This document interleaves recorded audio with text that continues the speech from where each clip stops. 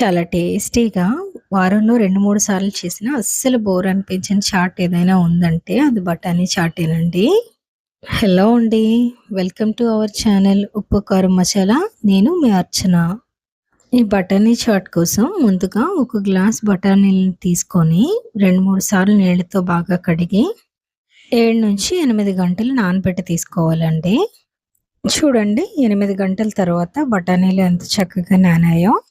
వీటిని కుక్కర్‌లో తీసుకొని, ఈ బఠానీలు మునిగేంత వరకు నీళ్లు పోసుకోండి. నీళ్ల కొలత చెప్పాలంటే ఒక గ్లాస్ బఠానీలకి 3 గ్లాసులు వేసుకోండి. ఇందులోనే ఒక బంగాళదుంపని తీసుకొని పై పొట్టు తీసేసి 2 ముక్కలుగా కట్ చేసి వేసుకోవాలి. ఉడికించేటప్పుడు పొంగకుండా ఉండడం కోసం ఒక టేబుల్ స్పూన్ ఆయిల్ వేస్తున్నానండి. ఇప్పుడు కుక్కర్ మూత పెట్టి స్టవ్ పైన పెట్టి 6-7 విజిల్స్ రానివ్వాలి. బఠానీలు ఉడికేలోపు చాట్‌కి కావాల్సిన మిగతావి రెడీ చేసుకుందామండి. దీనికోసం నేను 2 చిన్న సైజ్ ఆనియన్స్, అలాగే 2 చిన్న టమాటోలు, అల్లం ముక్క, వెల్లుల్లి తీసుకుంటున్నానండి.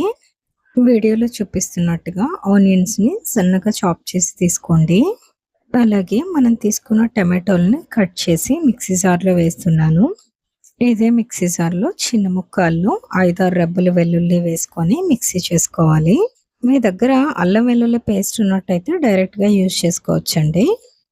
ఇప్పుడు స్టవ్ పైన పాన్ తీసుకొని ఒక 2 టేబుల్ స్పూన్స్ ఆయిల్ వేస్తున్నానండి. ఆయిల్ వేడయ్యాక మనం చాప్ చేసుకున్న ఆనియన్స్‌ని వేసి 1 నిమిషం పాటు వేగనివ్వాలి. 1 నిమిషం తర్వాత మనం మిక్సీ చేసుకున్న టమాటో ప్యూరీని ఇందులో వేసుకోవాలండి. త్వరగా వేగడం కోసం కొంచెం సాల్ట్ వేస్తున్నానండి. ఈ ఆనియన్స్, టమాటో ప్యూరీ బాగా వేగి ఆయిల్ పైకి తేలుతుంది అన్న స్టేజ్‌లో 1/2 టేబుల్ స్పూన్ కారం, 1/4 టేబుల్ స్పూన్ ధనియాల పొడి, అలాగే కొంచెం గరం మసాలా. నేను ఇందులో ఎలాంటి చాట్ మసాలాలు యూజ్ చేయట్లేదండి. నేను యూజ్ చేసిన కారం మసాలా కారం అనమాట. ఇందులోనే జీలకర్ర పొడి అన్నీ మిక్స్ అయ్యి ఉంటాయి. ఇప్పుడు మనం వేసిన కారం, మసాలాలు 1 నిమిషం పాటు పచ్చివాసన పోయే వరకు వేయించుకోవాలండి. చూడండి కుక్కర్ ప్రెషర్ పోయిన తర్వాత మూత ఓపెన్ చేసి చూస్తున్నాను. బఠానీలు ఎంత చక్కగా ఉడికిపోయాయో. వీటిలో కొన్ని బఠానీలని మిక్సీ జార్‌లో వేసుకుంటున్నానండి. ఎందుకోసం అంటే చాట్ స్ట్రక్చర్ అనేది బాగా రావడం కోసం. ఆనియన్, టమాటో పేస్ట్ బాగా వేయించిన కడాయిలో మనం ఉడికించిన బంగాళదుంప, బఠానీలను వేసుకొని బంగాళదుంప ముక్కలు బాగా స్మాష్ అయ్యేలా గరిటెతో నొక్కుకోవాలండి. ఇందులోనే మనం మిక్సీ చేసుకున్న బఠానీల పేస్ట్‌ని కూడా వేసుకొని ఒకసారి గరిటెతో బాగా కలుపుకొని మనకు కావాల్సిన కన్సిస్టెన్సీకి తగ్గట్టు వాటర్ పోసుకోవాలండి. చూడండి ఈ స్టేజ్‌లో చూస్తేనే చాట్ ఎంత టెంప్టింగ్‌గా ఉందో అసలు ఇంకా పూర్తిగా రెడీ అవ్వకుండానే.